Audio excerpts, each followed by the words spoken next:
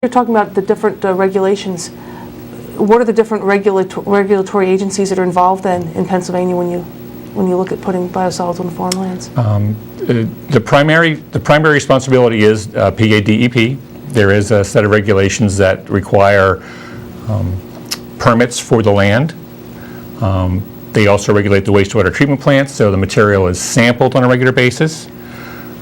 Sampled for the 9 metals that Doreen mentioned, as well as a number of other things such as PCBs. Organics are done on a regular basis.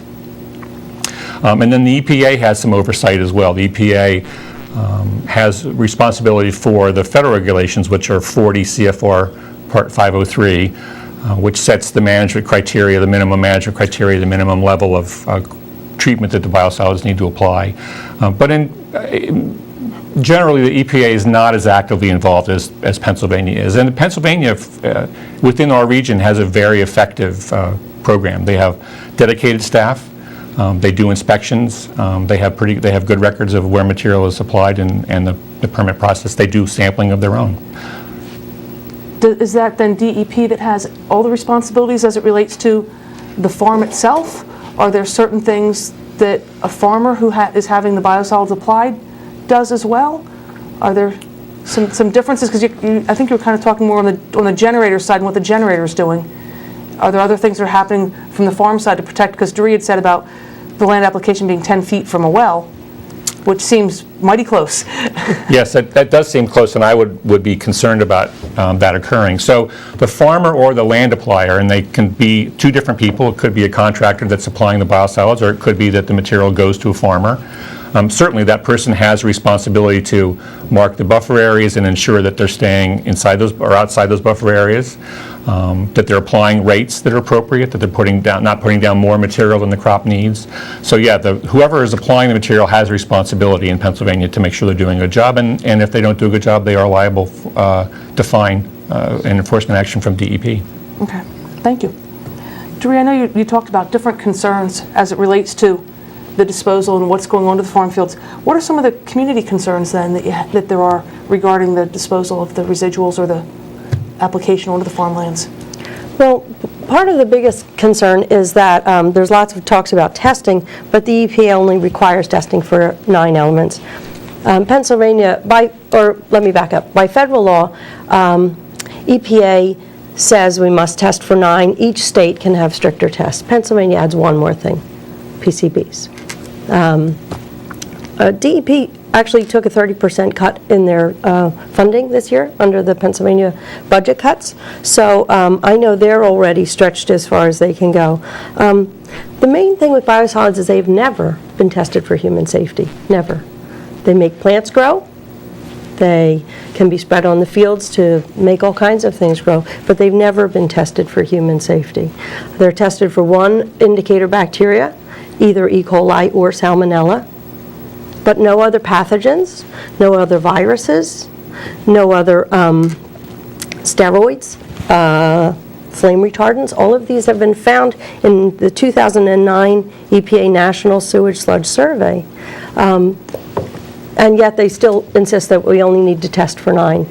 The reality is that once it passes those 9 elements, it's good to go. Yale just came out with a study this year, February 2010, that said what we heat our biosolids or sludge to is not enough to kill the bulk of the pharmaceutical or pathogen problems. This is out of Yale. And so those are the kind of things that concern me. WRF's own studies, which is a Water Environmental Research Foundation, which is associated with the sludge industry, they find fecal coliform reappears within 20 minutes of heating on at least half of the municipal wastewater treatment plants that they tested. Those are the concerns that we have. Our group as a volunteer group is gathering information from around the country, but also around the world, because there are other ways to handle this. Communities' concerns, first of all, are what's it like to be a neighbor? Aside from the smell issue, and when you have, that shouldn't be undervalued. There's the smells, there's the wells, And there's how it affects your real estate value. In Pennsylvania, by law, on your Pennsylvania seller's disclosure sheet, if you own a property, you must record if you or your neighbor applied biosolids. That's by Pennsylvania law, and so I have a copy of the seller's disclosure sheet. That's a real estate. That's an important issue for your investment, your life investment. If your neighbor applies sludge, you have to put that on your seller's disclosure sheet. I've had people call me that say, what can I do? My asthma acts up every time they spread. The smell that they put down the last time made people vomit. This affects people's lives. So the community concern is, how does this affect my well? How does this affect my community? When we have a farmer out on 222 spreading sewage sludge near the Richmond Elementary School outside of Fleetwood, believe me, people better be concerned, because you have no proof that this doesn't affect human health. You know, and we find quite the contrary. I'm getting phone calls from around the country. I just got a call from someone in Maryland that they're forming groups. This is a concern for people because it affects their communities and their health, and they don't have the right to say no.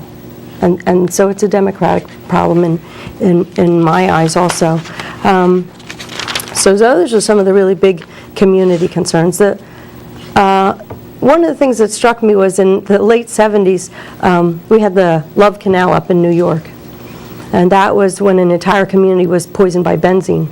That cost $7 million, and benzene is considered an organic chemical. Aaron Brockovich brought to light the poisoning with chromium-6 out in Hinckley, California. That was a $333 million settlement. Chromium-6 is a carcinogen just from inhaling. We don't test for either of those in sludge. We don't test for either of them. We don't test for the bulk of the heavy metals. We have 9 elements we're required to test for. And just this past year, coming out of Royersford, Pennsylvania, was radiation in the sludge. They found it because it was going to the landfill. They don't have to test for radiation to put it on your farm fields. These are the things that concern communities, and these are the things that I get the phone calls about.